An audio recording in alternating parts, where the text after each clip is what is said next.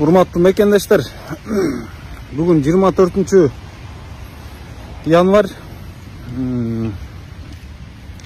Урматтуу достор, мен мындан ары